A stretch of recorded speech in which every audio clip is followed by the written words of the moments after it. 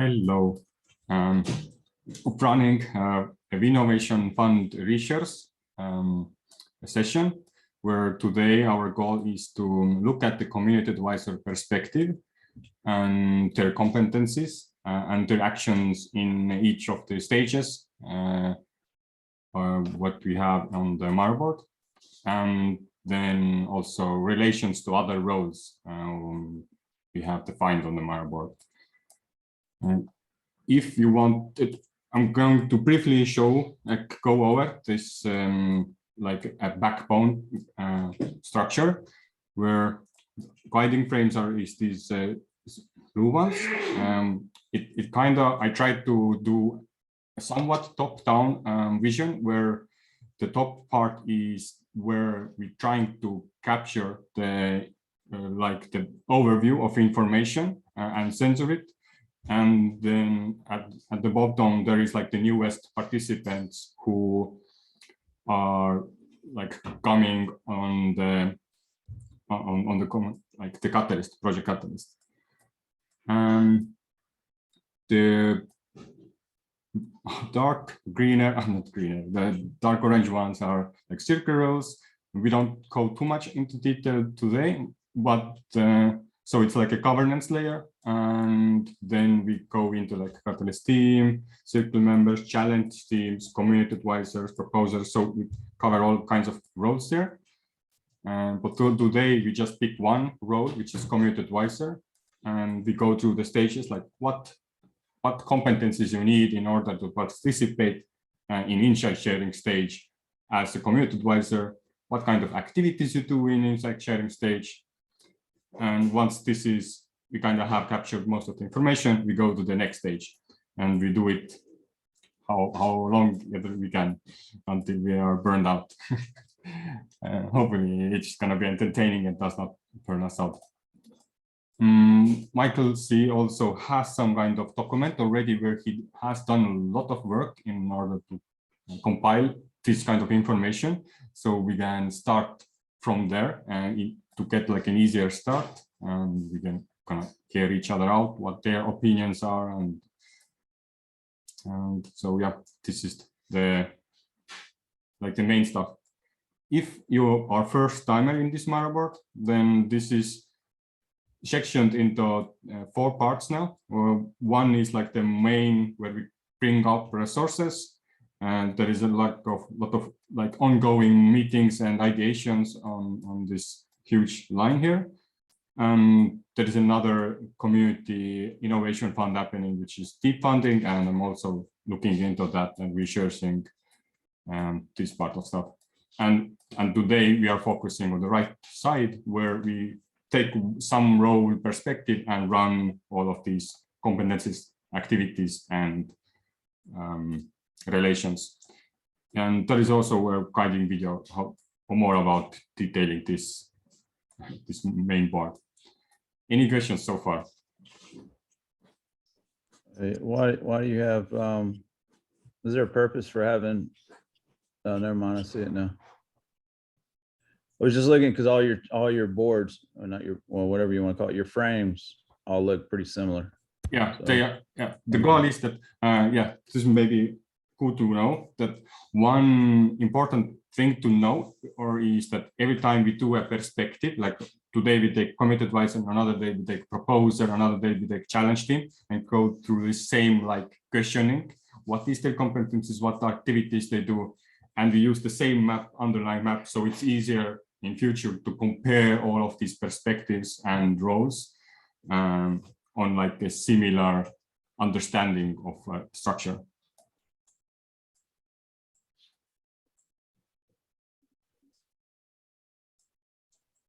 All right. And after today, when we are finishing,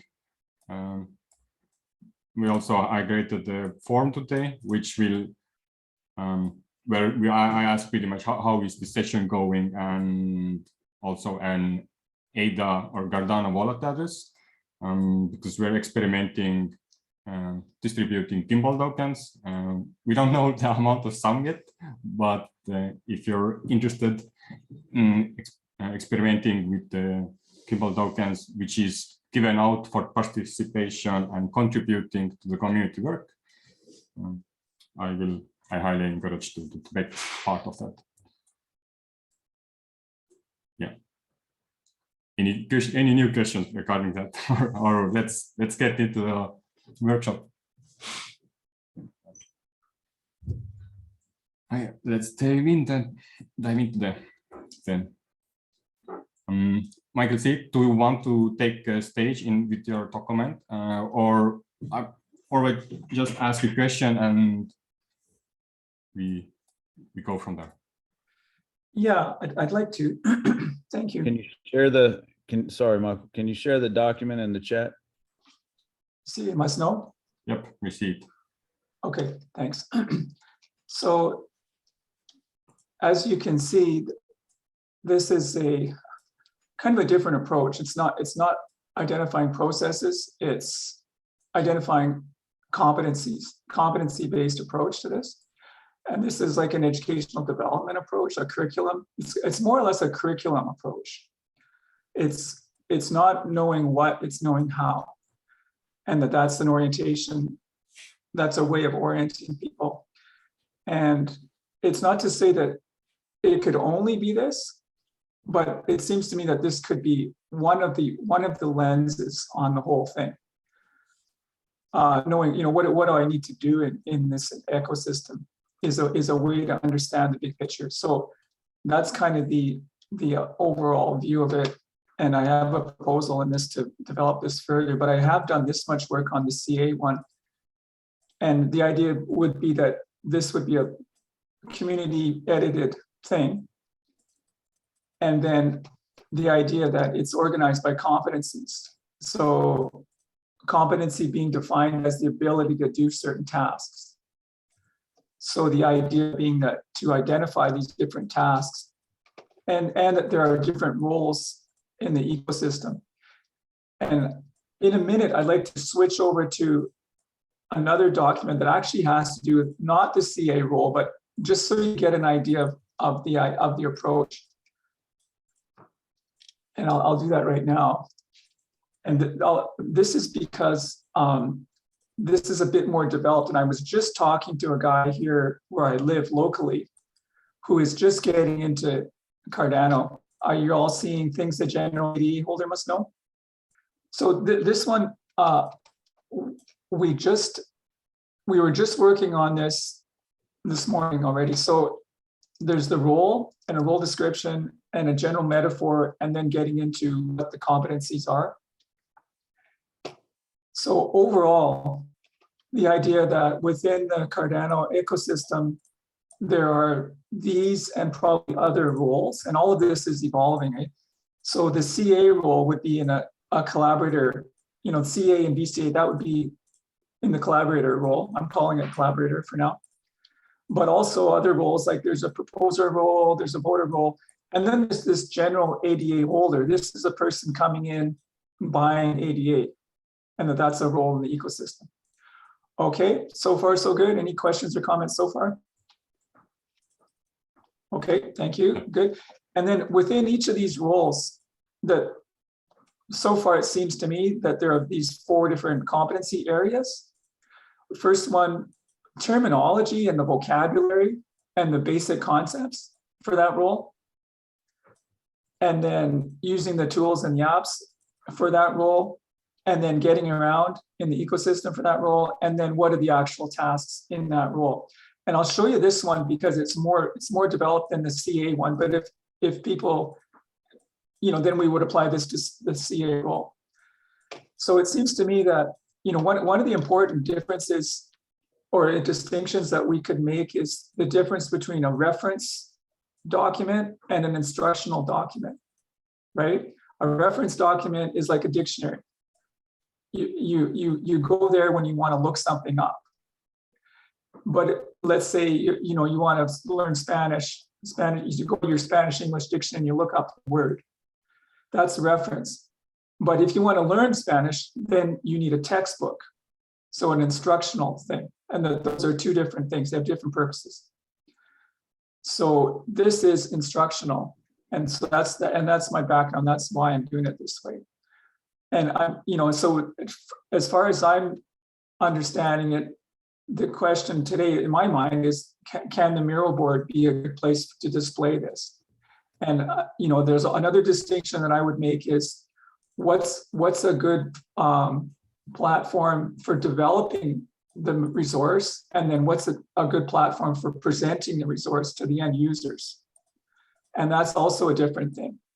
So I'm not sure exactly on the choice of tools. For me, a Google Doc so far is good.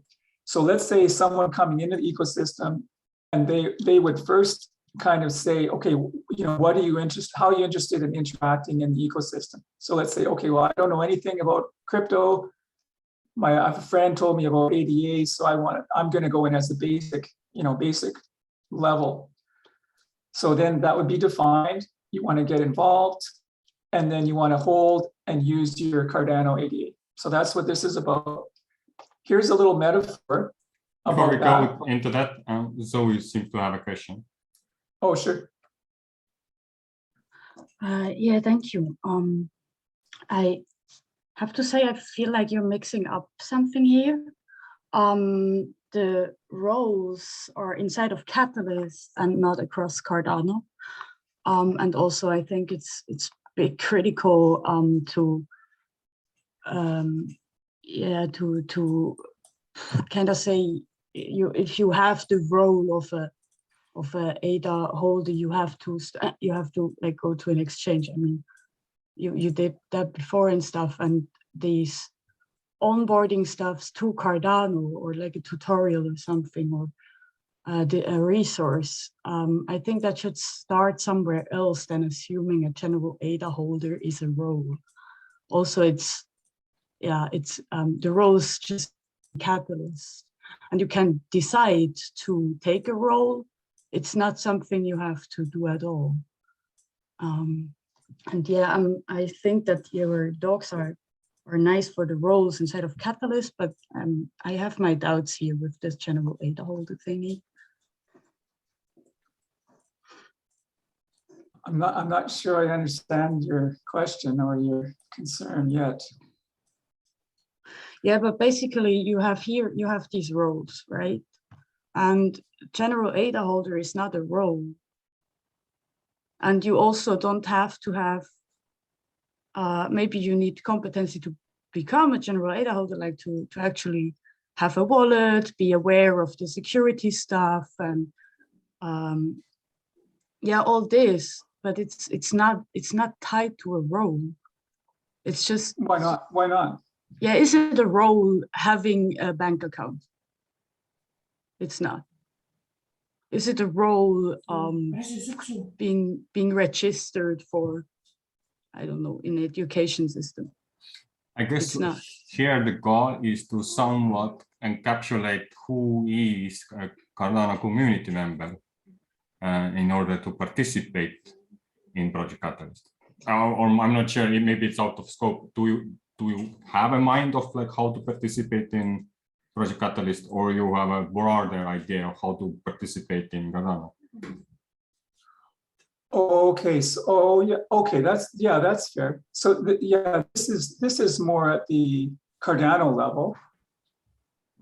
I guess that was your question, right? Or your concern? Not at the Catalyst level, is that right? I guess the concern was, where does the role general ADA holder come from? Is it because we have a circular representative, and then therefore if there should be some participants regarding that, or yeah, maybe this I don't know. So maybe then have. So roles, yeah, it's true that this is more at the Cardano level. And it's more to show the approach rather than, and I agree that the CA role, which is the one that we want to focus on, is basically more granular, and it's up for Catalyst specifically. Yes, I agree. This is more to show the approach. Yeah, still there aren't roles in Cardano. There are roles in Catalyst. why not think of it in terms of roles? Because like everything in Cardano is people doing stuff, right? Like, why can we not think of it as roles? Yeah, I would also say that there are roles in Cardano because ambassadors, or even if you say a community member, it could taken as a role, and just a very general role, what kind of might have that impact of like when saying ambassador, or at least understanding where it's coming from. Yeah, and if you think, I'm thinking of it kind of in a usability sort of way. Like when you're thinking about designing the UIs, the interfaces in Cardano, for example, when you're looking at UX design, you think of it in terms of like personas, let's say, for example. And so the idea of roles includes the idea of things that people are doing as they're interacting with the system. Right? So, but in terms of a learning thing, they're not only just using the UI, but they're also having to learn how to do these things.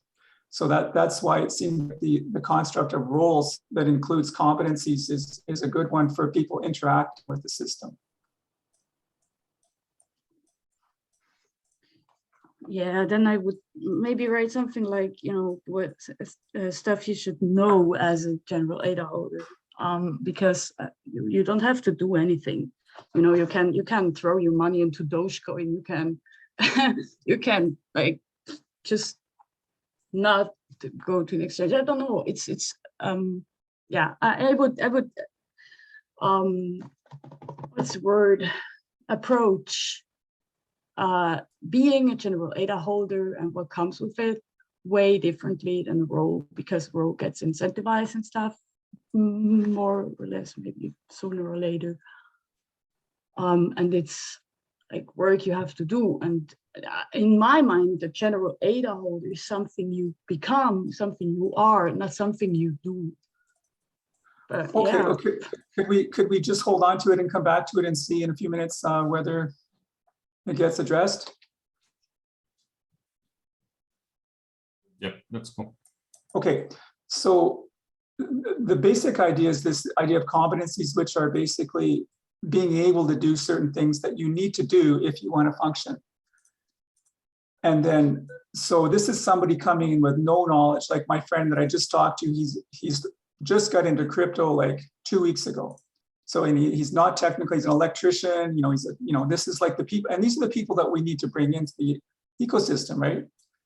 We need to bring millions of people in, and not developers, right? People, Joe Lunchbucket, that's who we need to bring in, right? So there's a little metaphor here about, going to another country and you're at the, the currency exchange, and, you start with your fiat, you go to the exchange, you change your money, you put it in the wallet, and then you start spending. So that's the idea of the holder. And then to that, later we could add staking and investing and DeFi and all that stuff. So then these competency areas are these competency areas here. So in this case, it's mapped onto general ADA holder, but for all of these same areas would be mapped onto the CA role.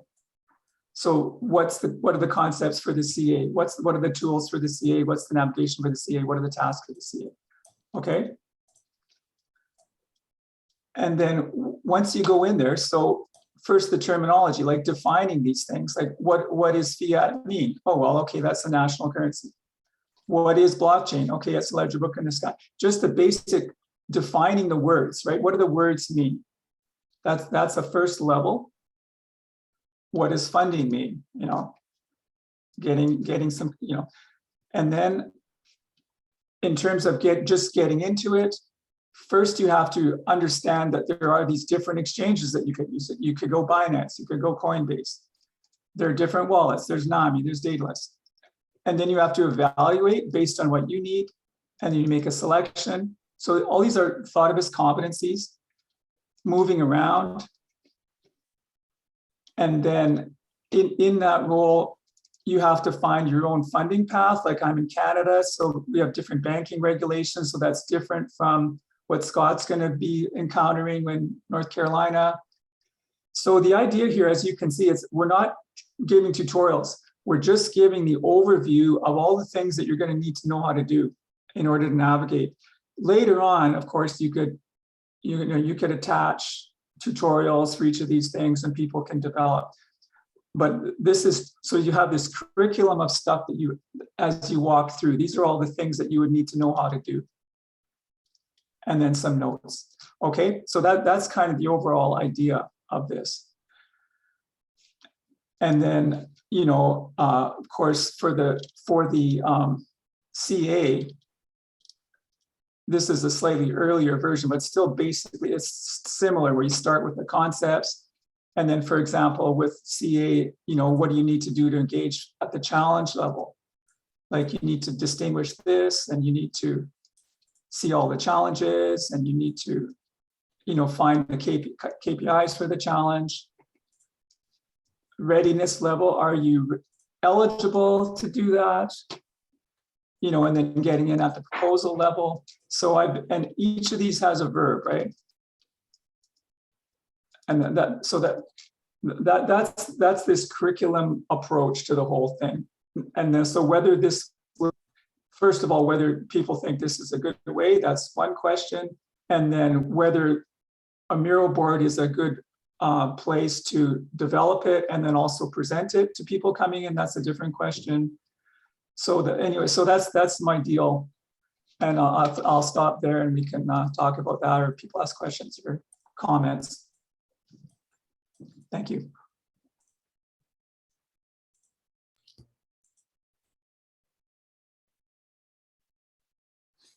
So do we want to go back to the general data holder? But because here right now, this session is not actually the goal to figure out the general data holder perspective, and if that should be even role to go through with.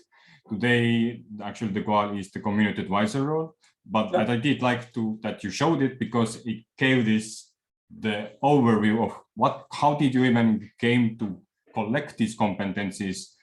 And I already started like taking notes of what did you write, and so I will start going over them and have discussion about this. But before we do, Zoe, do you have some blocking discussions or questions? Yeah, I still think that there's a difference between having to do and having to know, and I think that, yeah, that's pretty important. And also my concern is not just yeah, semantics and stuff. It's also yeah, not giving financial advice or stuff. You should write this on this paper as well, because yeah, it's just, yeah, it can become tricky or something. Yeah, I'm done with that topic. I said what I wanted to say. Thank you. Scott. Like I kind of see where Zoe's coming from. And I don't know, maybe it's a lack of maybe it's I don't know, maybe it's a lack of identifiers or something, because, and I think we had this discussion also in the Discord, like, you know, is general data holder a role? Like my comment was community member doesn't really have to do anything. I mean, actually, they don't even have to know crypto to be in the community at all. But going back to your document, Michael, I do like how you defined like what, like for instance, on your chart, you had like, you have to have, like, if you want to buy crypto, you have to have fiat. What is fiat? Fiat is whatever your national currency is. Like that chart, I like that chart. I think it was, I mean, I know what everything is, but I think it's beneficial to people, but to onboard people. But I think you're going to have to, I'm not doubting its usefulness. I think it's like, at what point do you stop? You know, because like if you present wallets, then okay, now how do people know where wallets are? How do they know which wallet that they want to use? What wallet is the best wallet? What should they look for in a wallet? Should they look for, should they look for ledger integration, or, stuff of that nature? So I don't know. I don't know if you've thought about that. Like how far do you go in your detail, or is that like, I don't know, maybe class 2 or instead of the beginner, that's the advanced level, but I don't know if you want to chop it up that way. So anyway, that's all I want to say. I mean, it's good work. I like the way you laid it out, and I do understand what Zoe is saying as well. So that's it. Thank you. Okay, thank you. And yeah, it's kind of like the idea here is not so much giving people the answers, it's more like giving them the questions. I still don't really quite understand Zoe's concern though. I'm still not quite getting it, honestly. I think it's that, like she said, roles kind of indicates some sort of work, I guess. Like it's I mean, this is what I understood from it. It's like roles indicate some sort of, I guess, position, so to speak. Oh, okay, gotcha. And so roles, like, it depends where you're at. Like it depends on, basically it depends on each individual. Because like I was in Gimbal Labs, for instance, roles was a highly contested word for in that group that we were in. So I think I don't know, that's Zoe's part, but, and that goes back to the semantic of roles and stuff, but I don't think there are any roles as a community member, because you're not really required to. Role indicates like a requirement, I think. Well, And, are you really a community member if you don't have any ADA? you can still be a community member. Really? Absolutely. I guess so. Yeah, you can be a Well- CA. You can be a CA. You can even be a VCA. You can Oh, be yeah, okay, anything except for a voter. Yeah. Well, let's say we say that, being a voter, that's a role, like all the other things, voters a role, CA is a role, right? If those are roles, then what do we call the person just coming in to get some ADA and doing some stuff and investing? New right? member. No, so Community member, in my opinion, it's just community member. And again, you don't have to come in. You don't have to buy ADA. You don't even have to be into crypto to be part of the community. Maybe they're, well, okay, so maybe we don't address those people, but maybe it's more like investor or potential investor as a role.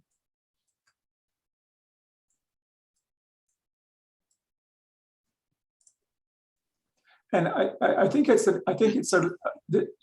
know it just sounds like semantics, but it's an important one because, arguably this is the most important thing, is bringing people into the ecosystem, right? That's kind of like the most important thing, actually, right? In a way. I look at the CA as like a tourist bureau. When you are a first person coming in and you are into this little town, you go to the tourist bureau, and then you go and ask, and then they will have all the information and say, okay, go there to learn this, go there to learn that. So, Michael, you brought up the idea in the thought process behind like the UX side of things, right? So, the general ADA holder is a persona, but I understand where Zoe's coming from. It's not a role. It is a persona, but not a role. And that's what I wanted to bring up. There's a huge laundry list of things you can add into that persona of who the general ADA holder is and what they represent, and who they are, so on and so forth. But in a UX, looking at it from a UX lens, that's all they are, is a persona. Well, maybe we can actually just totally leave that whole thing and I think it's a good idea to have it, but I think it's a good idea to separate it. yeah, and maybe it is like a kind of like different, sort of different, completely different thing. And maybe it's only when people come back in and as an investor, that's maybe more of a recognizable role. But maybe just okay, and just to go back to the CA thing. And actually today I'm quite happy just to talk about this because that is the purpose of today. So I just wanted to show this idea of, Right. competencies and tasks within that, and then how what I would see as being useful as instructional as opposed to reference, right? Mhm. And then that would be that's an approach that I'd like to take. But sure, we can just I would just table that whole thing, just talk about the CA. If people agree that that's a role, then we could maybe talk about that. Okay, thanks. Go Zoe? ahead, Zoe. Yeah, James and Scott really nailed what I was trying to say. And yeah, I just to make this role thingy maybe a bit more clear, it's really just inside of Catalyst. And you can participate in Catalyst without ADA, and you can just CA and stuff. This is a role, right? You can do something and you are participating in this ecosystem. You're also participating by having like this persona or something.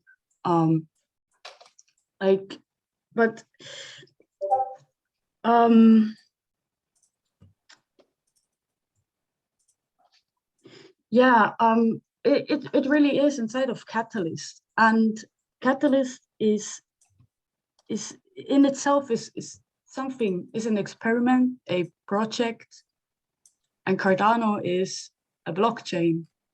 And those are really two different things. The one thing is a project, an experimental project, and the other thing is a technical tool to do stuff. And if you interact with that thing, you don't have to, like, you are not expected to do certain stuff. And that's where this persona comes in. And the role is then like actually doing some work. And this is inside of Catalyst, not on Cardano. You can, of course, do stuff on Cardano and stuff, but it's not inside of Catalyst project. Yeah, it seems like my computer's giving me problems. Just mute me if I start sounding scrambling. I completely lost you guys for a while there, but I just wanted to continue on what I said before, that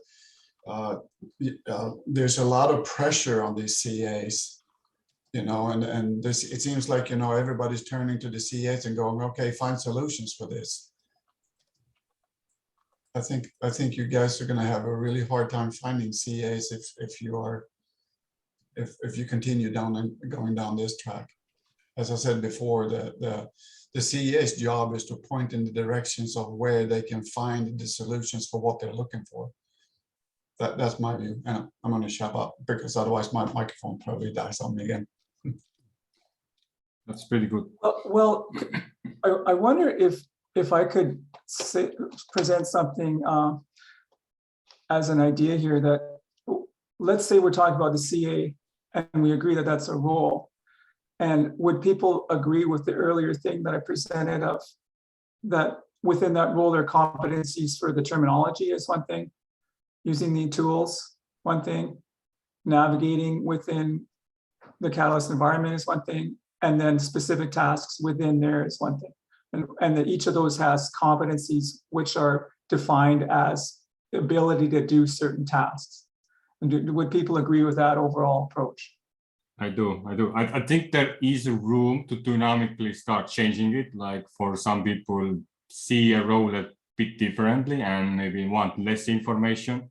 But I think it's valuable to have such shorts to even to like gauge through entire list of activities and competencies.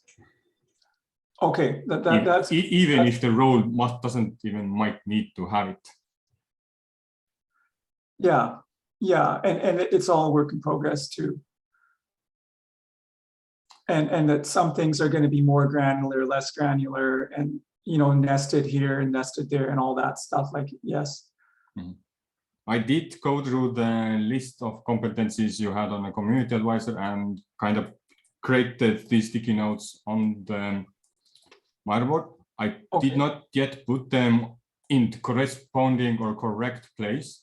So I just thought if we go through this and the stickies and go like, okay, I'm not even sure what these layers even mean, but I think we're gonna lose them over time. So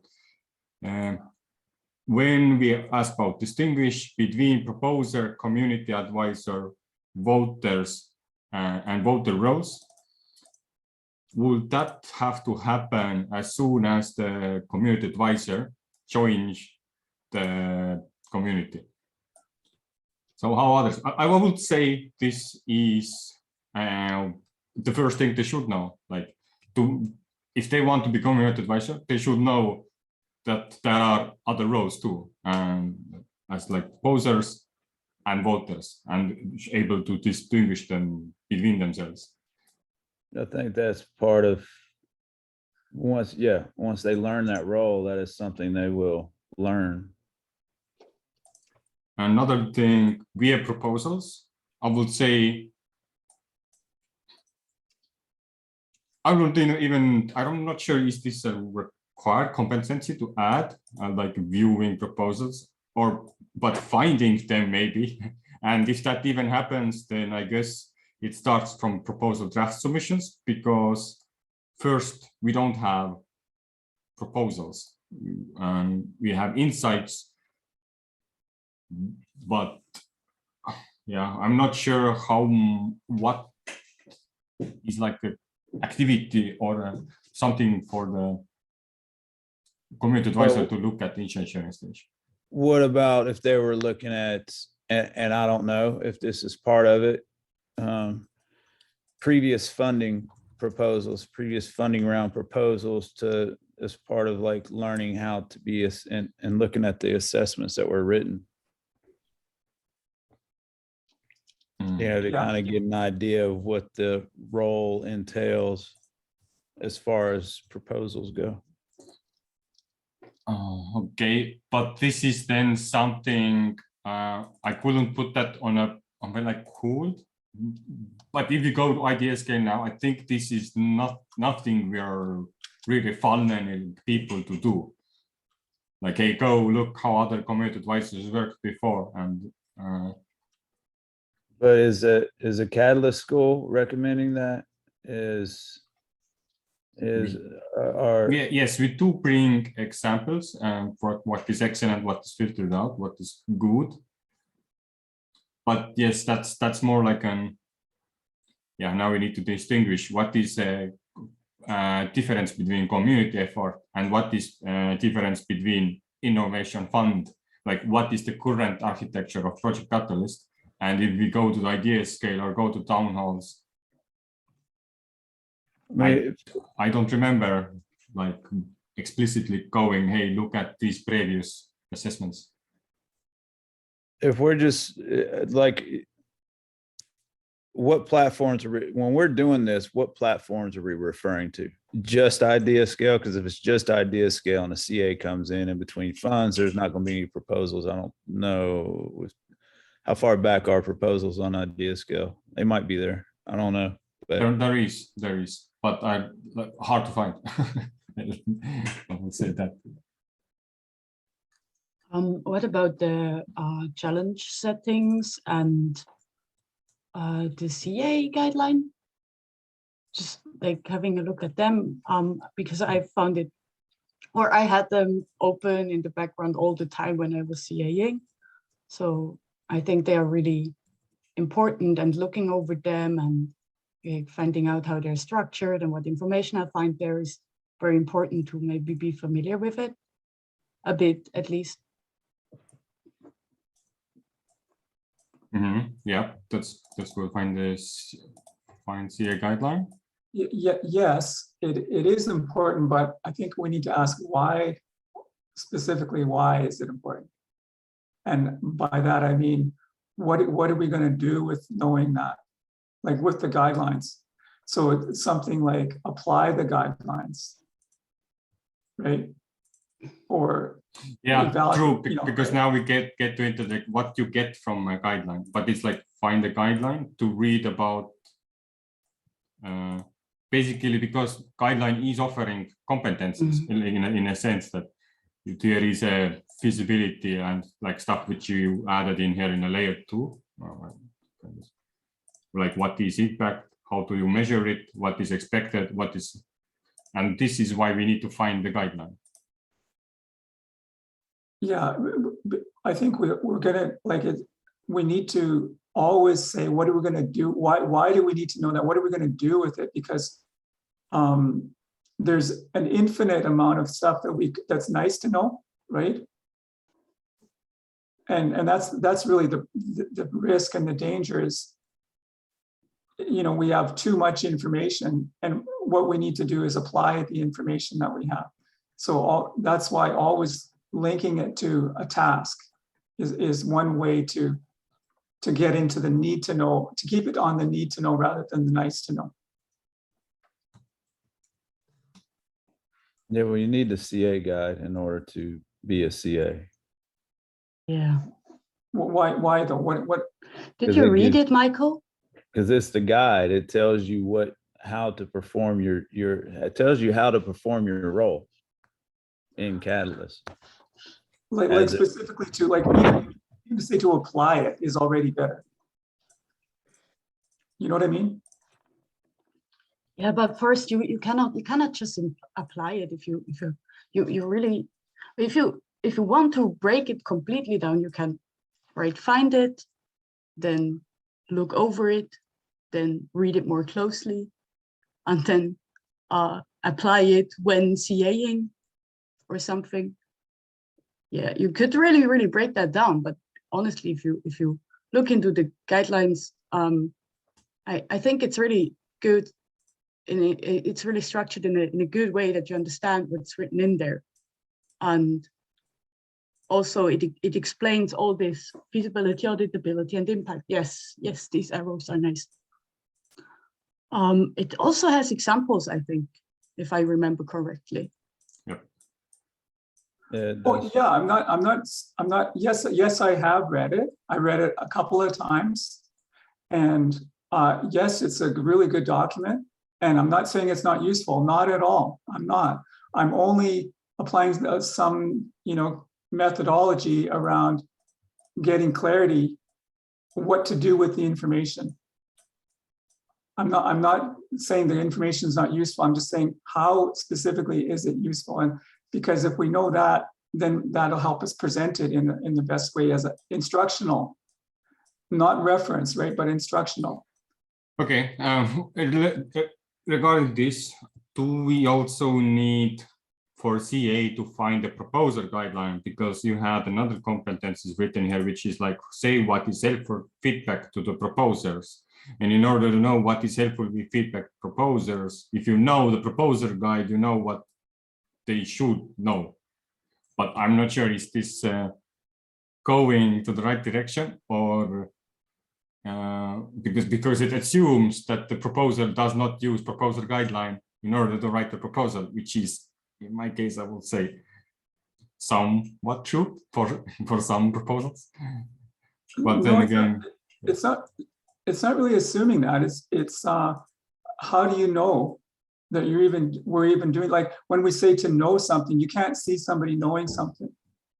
You can't see someone understanding something, right? You can only see that, you can see them applying it or not applying it. You can see that, but you can't see them knowing it. So the word to know it is not so helpful when we're thinking about from an instructional point of view, right?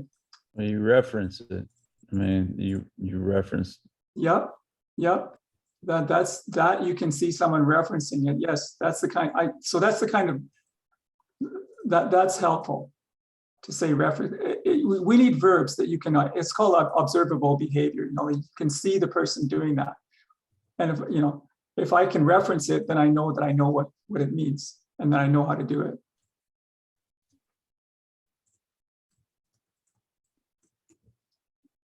So find proposal guideline and using it for reference. And then also say what is helpful feedback to the proposers.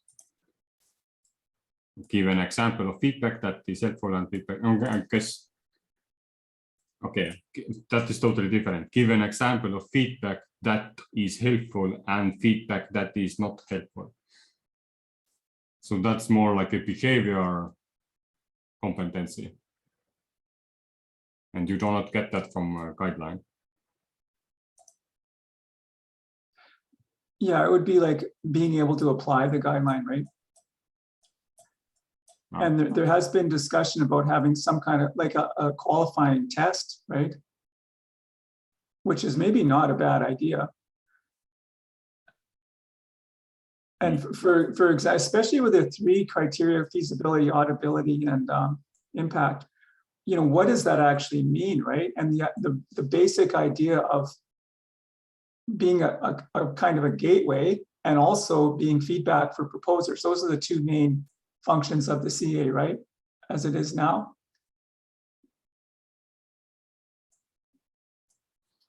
Okay. So yeah, and in the insight sharing stage, we kind of main point is that we want to learn about reading the guidelines, finding them, and then how to apply it. We come back to that later. As the technical stuff, locate proposals. I removed that because find proposals happens in draft submission stage, not in insight. So we just move it to the forward right now. And create an account on Catalyst. Technically, you do not need account until, but you cannot read the proposal drafts. Yep. Yeah, but technically you that's- don't even have to kind of find the proposals until your stage comes. It would be very helpful if you would, but it's. Yeah, I don't know if idea scale is going to address, or if IOG is going to address that or not. I've been bringing that up for months as far as being able to read the proposals without having an account. So and it's outside the scope of this meeting. But in proposal finalization, you have to have an account because you only have, well, that depends. I think this fund, we were able to join as a CA even when the assessment was running. Yes, you are. Yeah. But I'm going to start it with proposal finalization as like a standard so far. And expectation, I don't know, fuck. I guess I'll just move it as the current. Comment on idea or proposal. Comment on idea on a proposal. Those are two separate tasks, aren't they? There, because you have the idea sharing stage and then you have the proposal stage. Can you still comment on ideas all the way through the? Nope. Yes, you can. You can. And commenting starts with this proposal submission. But I guess we have to have a different color here. I would use something like pink and use it as, because again, this is something I would really like to see, but from community advisor to do. But right now it's they don't have to, and so if they don't have to, I don't think it's like a competency or activity either. What we could map as a to have a higher view of innovation, like the architecture.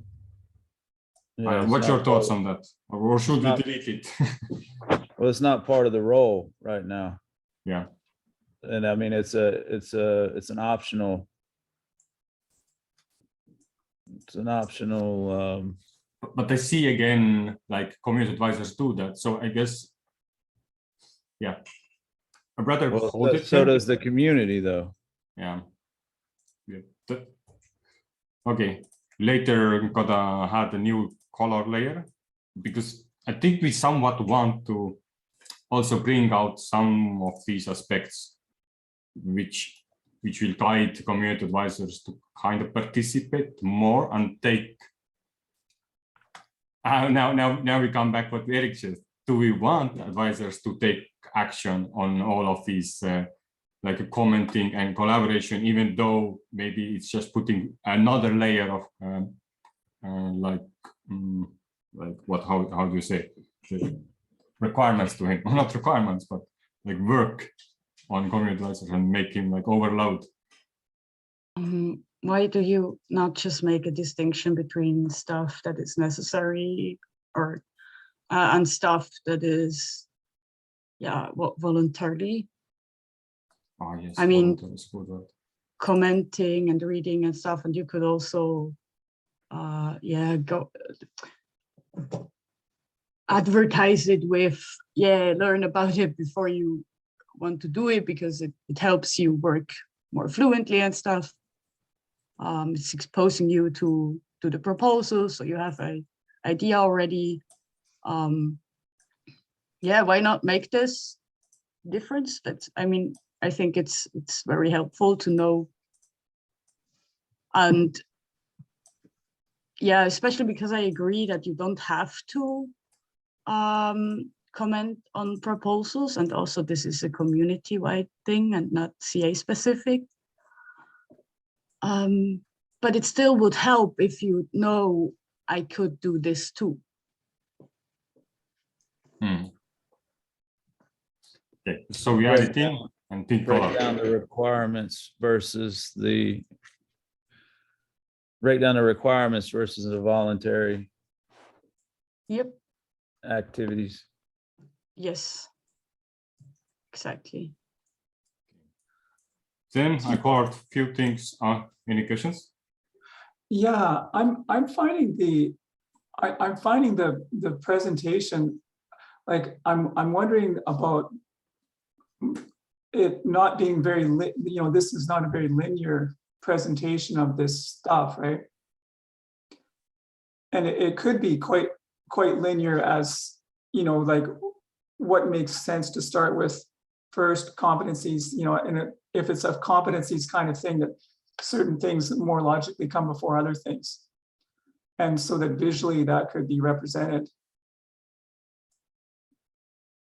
Yeah, kind of. We're actually doing this right now but the way I do the linearity is based on the stages which we have in Project Catalyst, like a timeline. So when is that competency first introduced? I guess that's my kind of thing. And I don't want to like throw out things like comment on an idea. I think this is an excellent part to add to the community advisor like perspective, which some of them do, but it's again like those like volunteer tasks.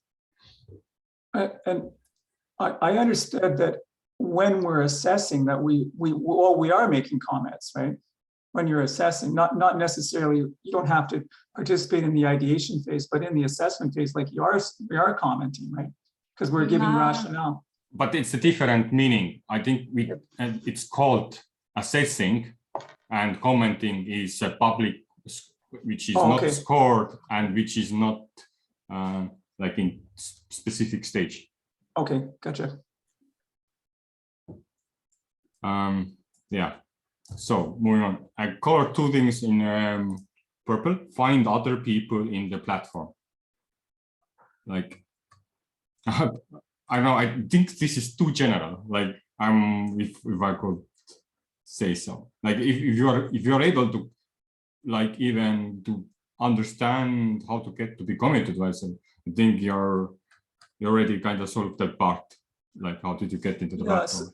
So the L1 there, I guess that is like what would be the descriptor for that one? Finding people and submitting, it seems kind of more on the navigation side.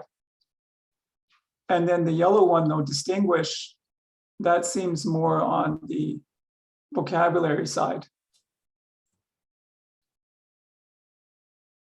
and that's okay. And the different colors, maybe that's fine. But I guess basically what I'm saying, all the pink ones probably need descriptors, not just numbers and letters. Okay. So But that we basically, know- right now, like the goal here is for me to either delete it or turn it into yellow, which is like idea or something to ground the competency or activity or for this stage or whether. So is that pink L1, what's the name of that category? Is that introductory or onboarding or what is the name there? No, I just copy pasted it from your document, but basically I'm gonna also planning to delete all these L layers. There is no descriptor here. Oh my god. In the document though, there are like that was competency 1, navigate to and interact with proposals. That's what I call that one. Okay. Yeah, but we don't have it proposals. So right now, navigate and interact with people, with other people. Oh yeah, okay, yeah. On the platform. But now the question is, does the community advisor need to do it on idea scale? Because I used the emails or the messaging option, and I don't know, like finding people. Yes, I do get links, direct links to some accounts, but I don't really know if like understanding how to navigate, how to find it. I think it's too complicated to even mandate it and to. Oh well, I think it's more in ideation and it's not in assessment, right? Yeah, but that's what the way I kind of feel it. Like now I'm like 50-50 here to either to remove it or not remove it, because if I come to the platform, which is basically as we want to start with the insight sharing stage, wherever this community advisor kind of jumps in, where we would expect him to jump in, and would he need to know that, and is this an activity he should do? Yeah, right. Actually, is it true that ideation is not even part of the CA specifically? Yeah, actually this is, but it could, because they are like this connecting tissue. And if they would have the competency to, and that's maybe more community member then, right? I'm gonna also put that as a pink thing. Maybe this is like a volunteer thing that, hey, use the platform. If you're a community advisor, try to use the platform and find people in there. Would that make sense?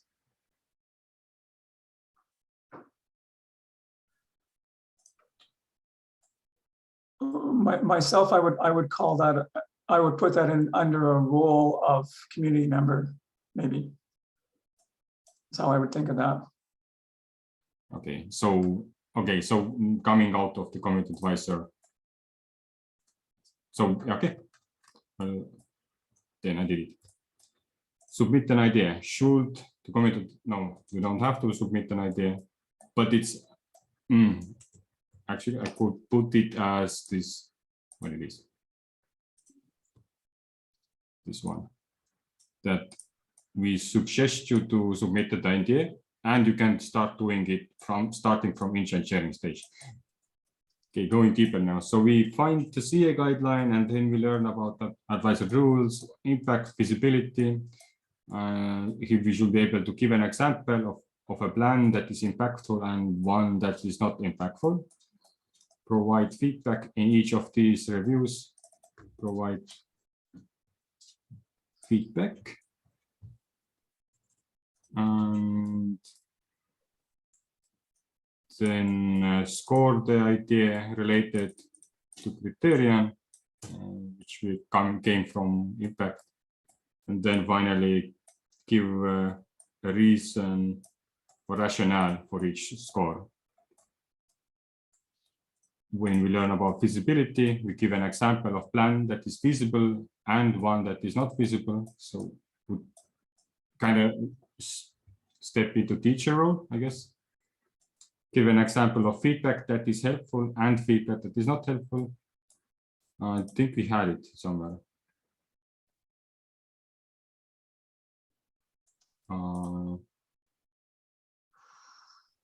Okay, so this is a feedback stuff. I think this is a repeat of here.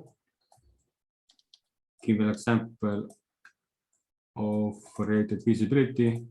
Okay, so provide feedback. We can move that here. And then we can score the idea. Say what auditabilities, give an example of plan that auditable.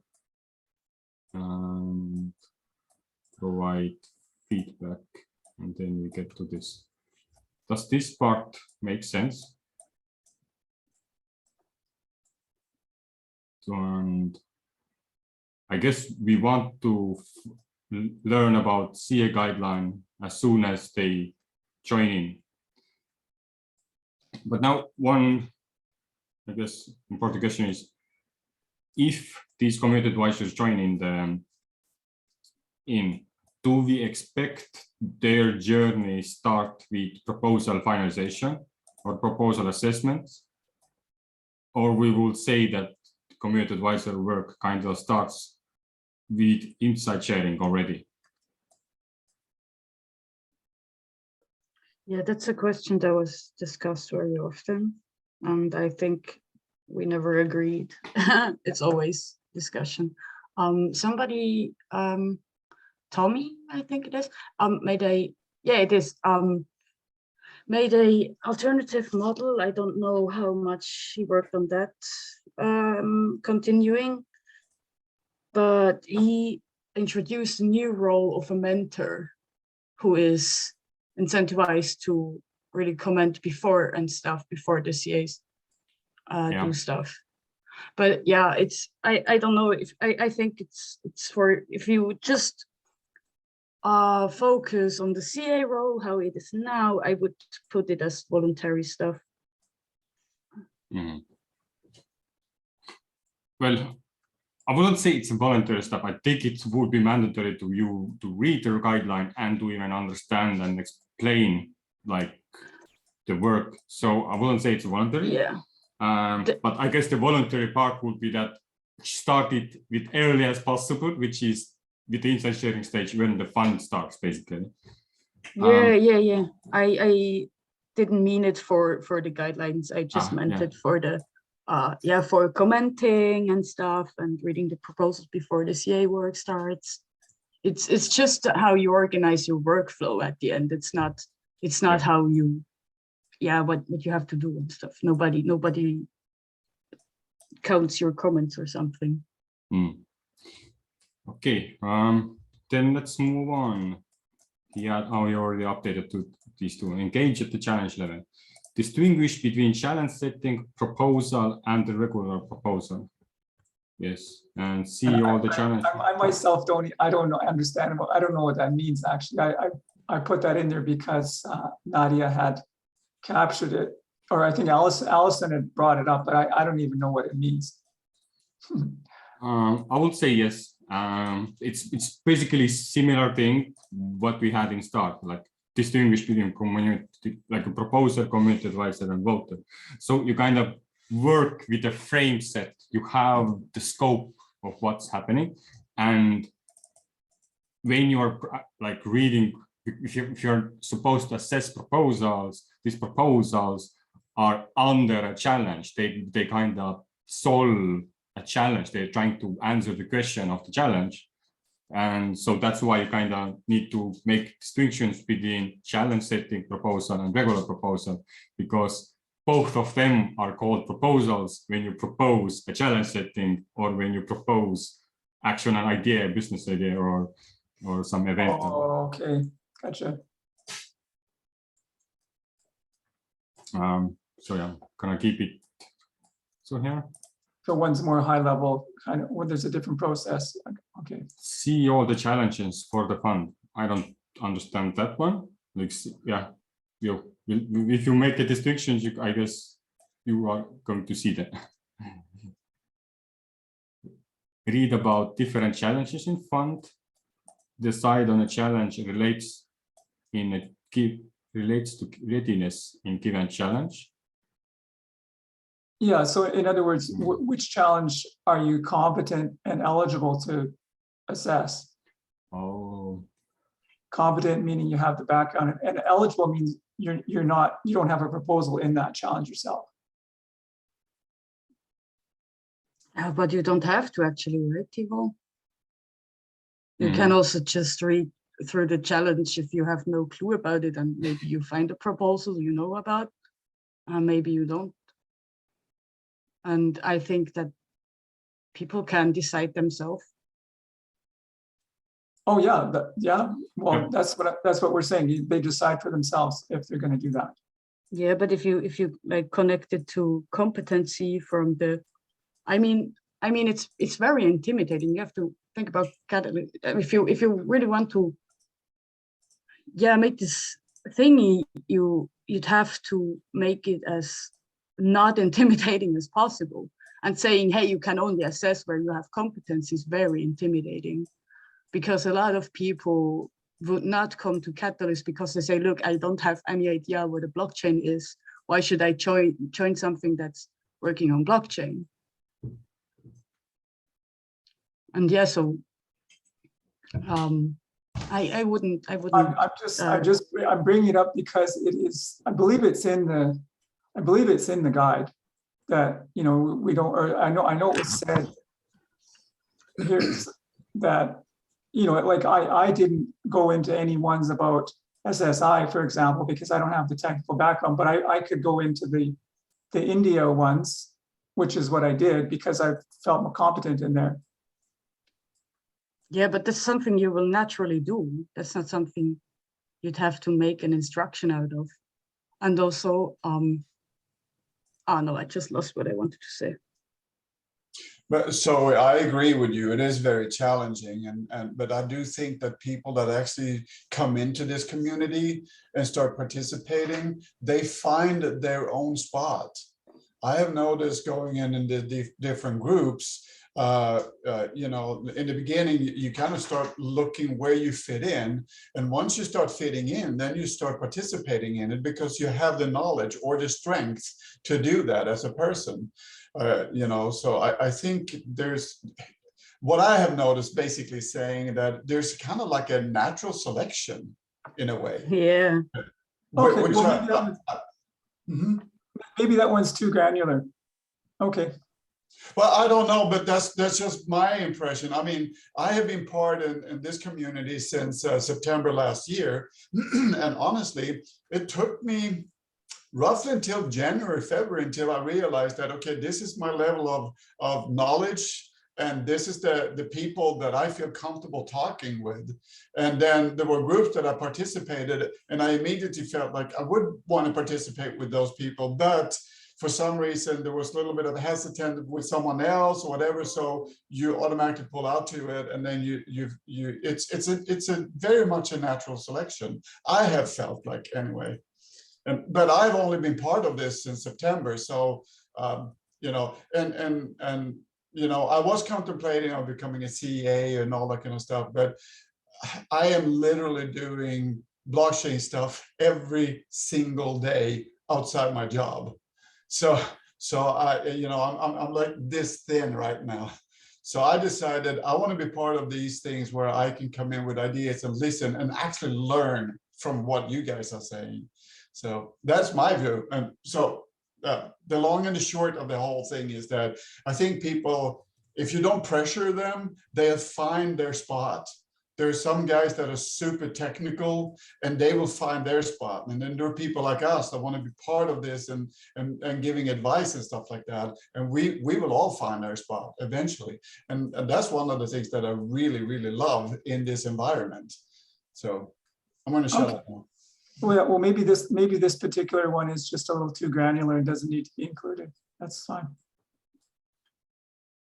Oh, I just want to add one more thing. One thing that I have noticed here is that sometimes it gets too complicated.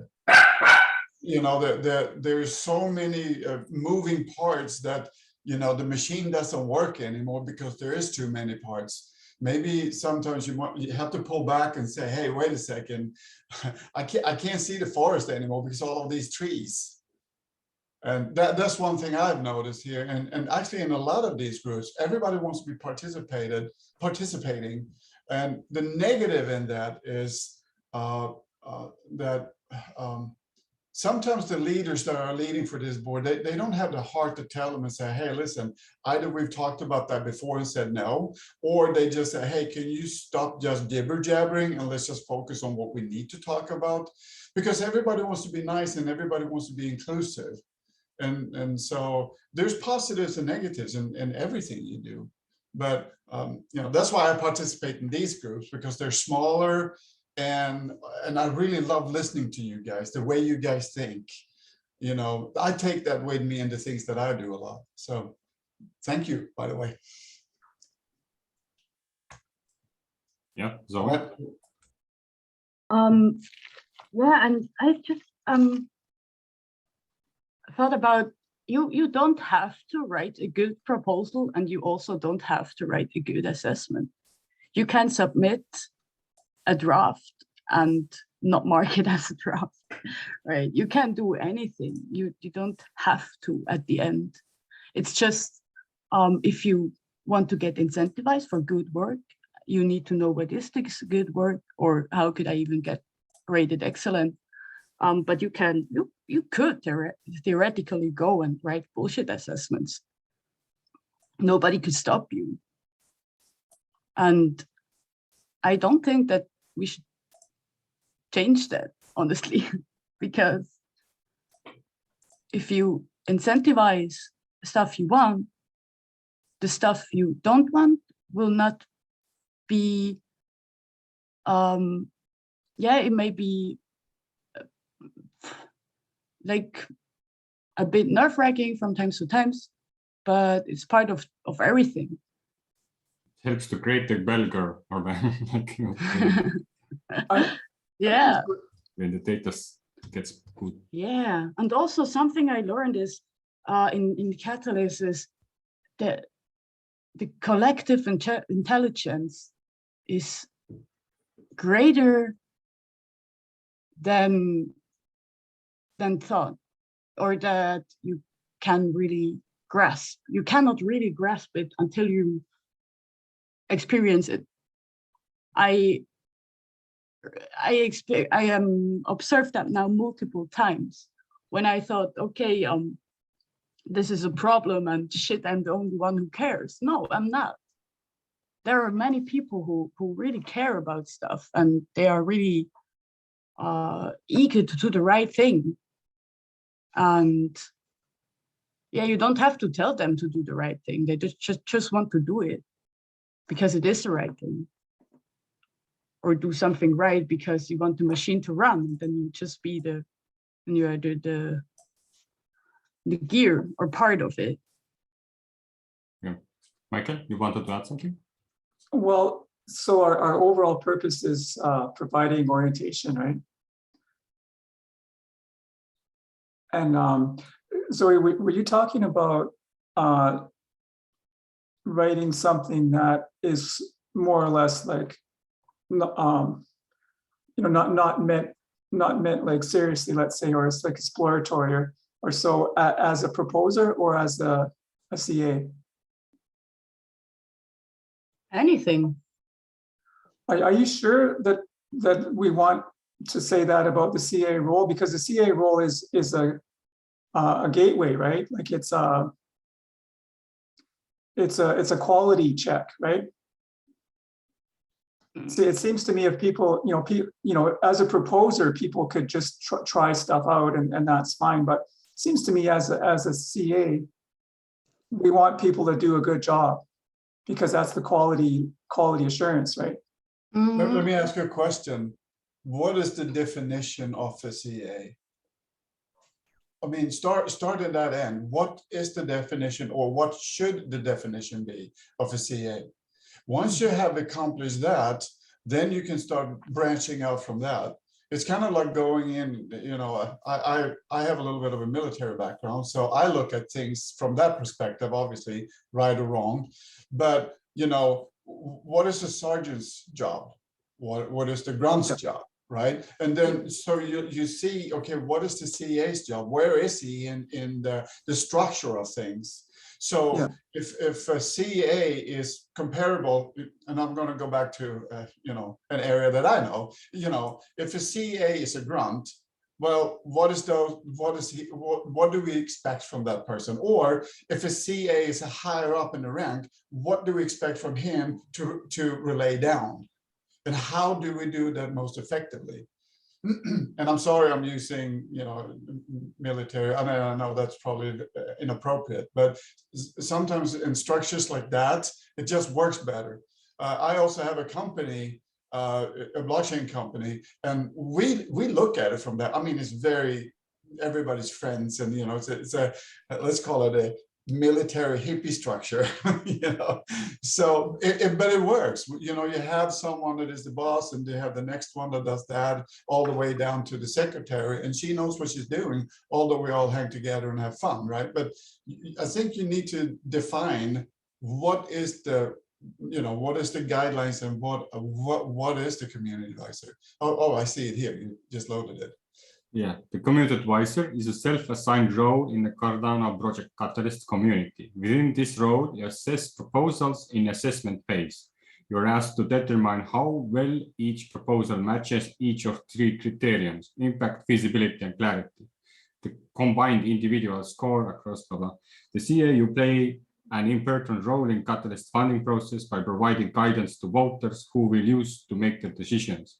You're also offering feedback to proposers through your rationale. So everything is encapsulated in this kind of one CA phase.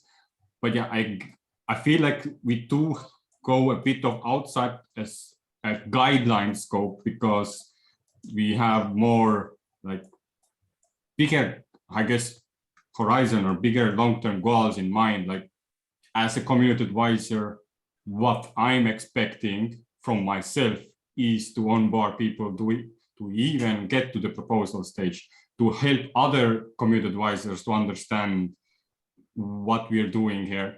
And also for me to learn this different way to collaborate, because we have given the opportunity to do things differently here. And so I encapsulate all of that also. And then we all have our vision of that community advisor. And I guess that's kind of making it messy. So I like the way you brought it up, like what is the community advisors actually written to be? And this helps us maybe do also scope down back to the work. Yeah, and there's two functions, isn't there? One function is assessing proposals, and the other function is giving feedback to proposers, right? No, that's the same. You basically assess the proposal, and that's the feedback to the proposer. And it's also, if you, the proposer will get every CA assessment, they can read through them, and then they can flag them. Yeah. You also have guidelines on that, what is a good assessment and stuff. And then the VCAs come in and they look over it and stuff, and they also mark the assessments as filtered out, good, or excellent. So, and that determines what you get incentivized for. So basically, you don't get incentivized to be a CA. You get incentivized for the good or excellent assessments, and they are, yeah, they are the feedback, they're the assessment, the like valuable work, and everything else is just additionally to it. Also, because there's this ambiguity of, it's called community advisor and not proposal assessor. Tivo and I think we had this discussion once before in a previous meeting, where we said we didn't decide. We were talking about this, that maybe we should look at proposals that are out there and say which ones are good and which ones are bad. And then we can rank them from like number 1 to number 10, where 10 is bad and number 1 is really good. And when someone comes and asks something, you can say, hey, look at this proposal. This is a, you know, scale number 3, and that fits more in what you are doing. Or, you know, this is a number 1, and this might be more in the line of what you are doing, and so on and so forth. But that also gives a guideline for people to go in. I'm writing a proposal. What can I compare it with, and how should I write it? But it also makes it easier for the people that are going to judge them to say, you know, I have seen proposals that are pitiful, to say the least. And I know that the idea that they have might actually be a really good idea, but that when they write it down, it's crap. And then I've seen other proposals that are super, super good. And I'm just going, fuck, they know what they're doing. Absolutely going to get my vote. But the people that wrote like a 2-pager or whatever it is, right? They need to have that guidance, and it needs to come from this community. And that's how I'm looking at it. And of course, you know, you can nitty gritty it all the way down to the smallest little detail. But now I go back to what I said before. You start doing that, then every little cog is just going to get, you know, cogging everything down, and in the end you can't accomplish anything. So it has to be effective but also fair. And that's how I look at it. And I think you and I talked about that earlier, Tibo. I guess it was just maybe you, me, and someone. Maybe it was Scott. No, I can't remember. I think it was, that's how I look at it. Sir Walcott. But Zoe, okay, you put your hand down, but did you want to say something? Yeah, maybe just that I like also this idea of defining it and then like address it as it is defined, kinda, because yeah, I swear much on clarity and stuff, and yeah, many stuff in Catalyst is not clear, but anyway, so no, they're not. And it takes 4 or 5 times to read through it, and just, you know, and I also I'm allergic to when they say, oh, you're going to be super good at, okay, you know what, stop just combing me the right way, you know, just tell me what it is that you want, and then we'll go from there. Yeah, you know, and it's just, no, I agree with you. So it's really hard to understand sometimes.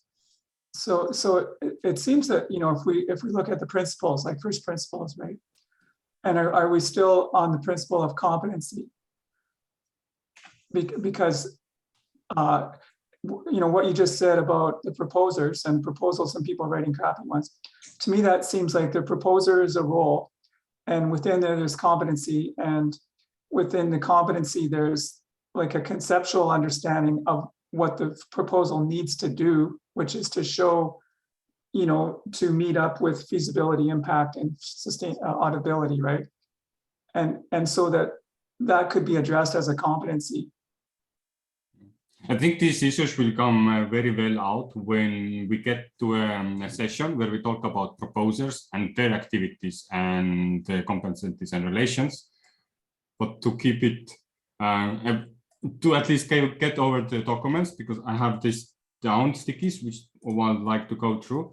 But I had, I don't know, I can call it epiphany, but move all of these movements or discussions we had when people should read the guidelines and stuff, and move it still to proposal finalization stage, or maybe even proposal assessment stage. Because when we read the guideline of CA, we kind of read that you are just scoped down to the specific stage where you assess this, and yes, we would like to have these earlier, all of these discussions. But as of current, it's mainly still kind of squeezed into this small time window when we have proposal assessments.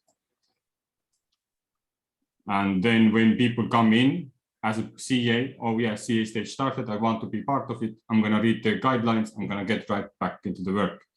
Yeah, I think that's right. and also like Yeah, submitting I it. agree with Zoe. Just try to simplify it as much as possible.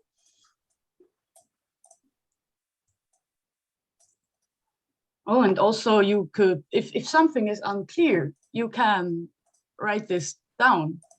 you can inform people about that. I mean, the impact, feasibility, auditability discussion. Nobody clearly knows what that means. We all are always like trying to figure out how it applies to a specific proposal by CAing and stuff.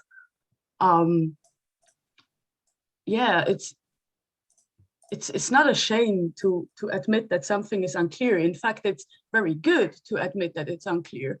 So people who are new and experience this unclearness are sure that they still understood the stuff they can understand, and the other stuff is like a bit fuzzy. I think that this is valuable information too. A simple questionnaire. Yeah, absolutely, Zoe. I totally agree. Well, the question for me is, by what criteria are you thinking is that necessary or clear enough? And that for me, the principle there is that that we're enabling people to do things that they need to do. And is that serving them doing that thing, then it's useful. Unless it's too granular, like in that example a minute ago, sometimes, you don't need to, you get to a certain point where you don't need to explain at a further level of granularity. But the idea in general that every bit of information here is actionable. Because the alternative is then you have nice to know, and then you have no means of controlling the expansion of the infinite amount of information that's nice to know. Yeah, sure. I don't mean you have to write down all the unclear things. I just mean it's much more approachable if you write you have to assess these proposals by impact, feasibility, and auditability. You can read in the guidelines what they are about, and if you are uncertain, you can talk about it in the Telegram group, because these things can be uncertain, and it's very common to not to have a good think about what is this impact of this proposal and stuff. And if you are not sure, please feel free to reach out. Other people struggle too. This is very different than you have to know what is impact, feasibility, and auditability. Now, I can take an example. This morning, I reached out to TiVo because I'm doing some research on the background on NFTs, how you create NFTs and all that kind of stuff. And it actually led to a conversation about metadata. And then in the end, he said, hey, you know what, just connect this to this group and you can start asking those questions there. And then I connected to it. I haven't gotten an answer yet, by the way, but at least that gave me a portal to go to where I could ask those questions. And I'm going back to that whole tourist bureau thing. You go there, you ask questions, and they can say, "Hey, look at this group. They might have an answer for you here." Well, okay, but I kind of like what's the advantage, or isn't that how it's already been done for the last X number of rounds? And if that's working fine, then why are we here today? No, this is for people that are doing proposals. So we're very specific now. The other groups that I'm talking about, they're talking about whatever. Now, as a CA, you have to, like you said before, Michael, there's two things that the CA is doing, right? And then you obviously have questions coming out from those two things. If someone is coming to this group or coming to a CA and asking a specific thing about his proposal that he needs to help with, then we'll be able to give him answers on that. I was talking previously more in a broader sense, and you're right, there are groups for everything. But we're talking about CAs right now. Yeah, the distinction though between how to approach the question of providing information, and I'm understanding that both of you are saying that it's a conversation. I'll call it like a conversation approach. Let's say where you're asking people like a relational, which is great, and then I'm interested in an instructional approach, and they're not mutually exclusive, but they're you know, they're two different approaches, right? Oh, okay, okay. Like I'm interested in saying, okay, here's the curriculum to work through. And if people don't want to do that, that's okay, it's fine. Yeah. But if they do want to do it that way, then that would be available. Yeah. Okay, now I understand what you mean. Yeah. Okay. One sticky I took out of it, like submit an idea and problem sensing ideas. I thought maybe it's not expected to write suggestions in when you have this proposal assessments, as it would be better perhaps if these assessors would wait until their assessments are reviewed. Their assessments have gone through quality control and flash assessments have ended. And when voting starts, then these assessors now gather all their information, their questions, their concerns, and now make their submission to the program sensing area.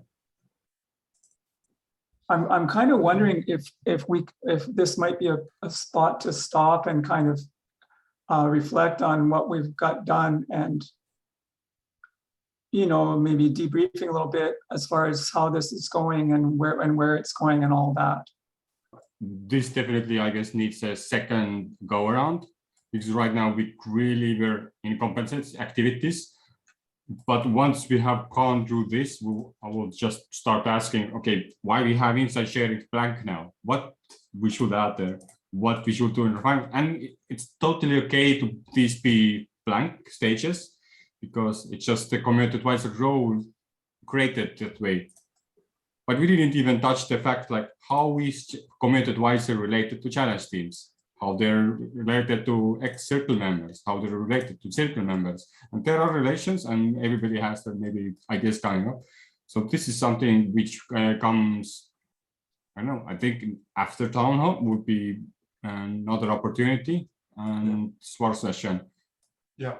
A bigger debrief, which we can do right here, but also which will happen is in the community advisor and BCA hub, which is a new good Discord server. And there on, I think it was Thursday, if I'm correct, Wednesday, Thursday, yes, Thursday, 16 UTC, maybe, yes, is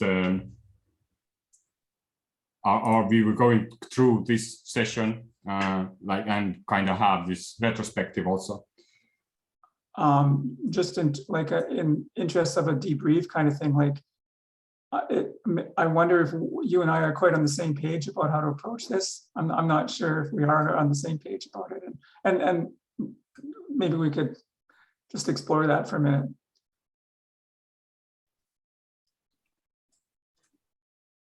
About unclear things, Yeah. or in general.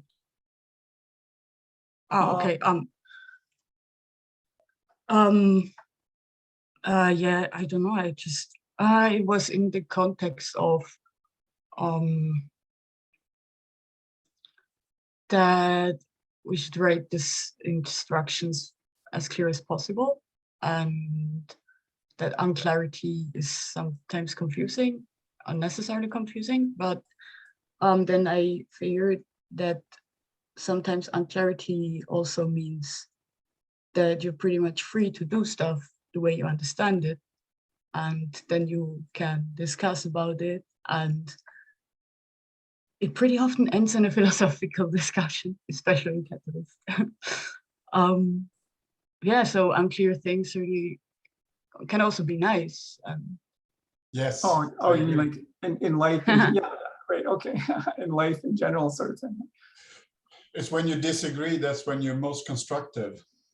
I think the fund one was the most unclear funding round I ever had, but that sparked innovation in my mind, and these like rules and no guidelines is also something which kind of helps to like emerge and think something more thoughtful.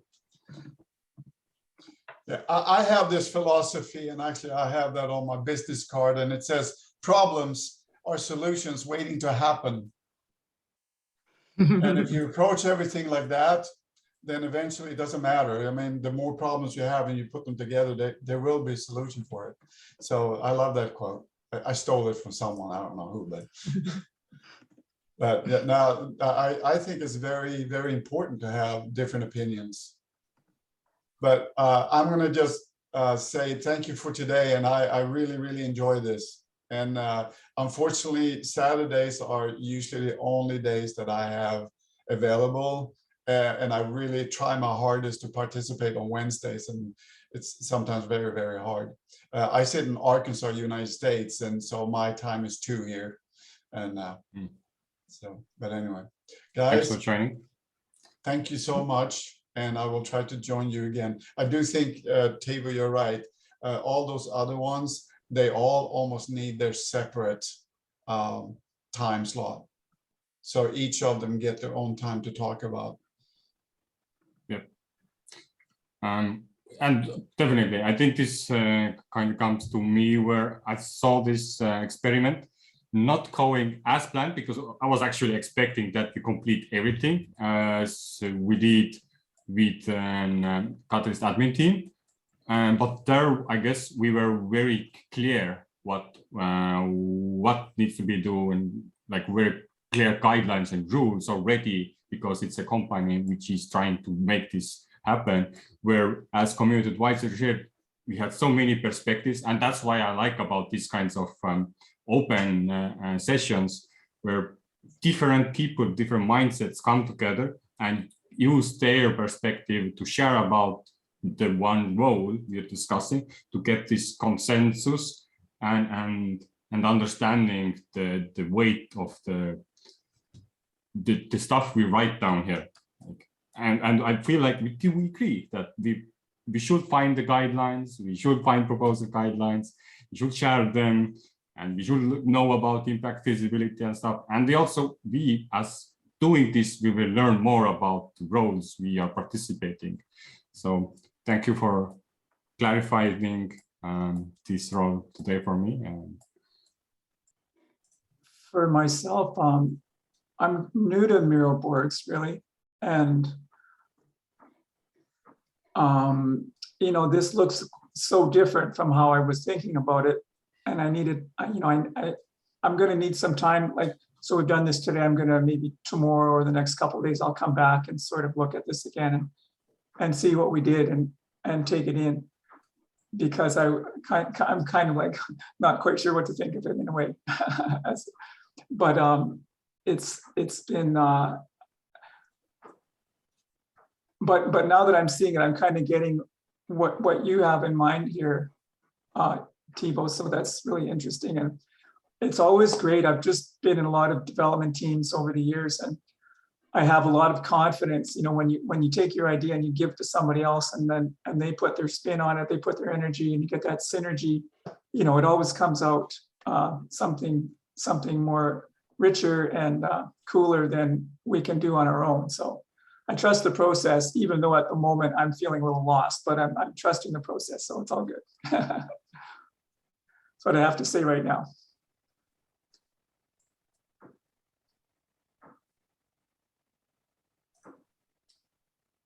So we want to close? I don't know. I think the Miro, you know, if you have Tavo in a room, you have a Miro board. You cannot go around that. Awesome.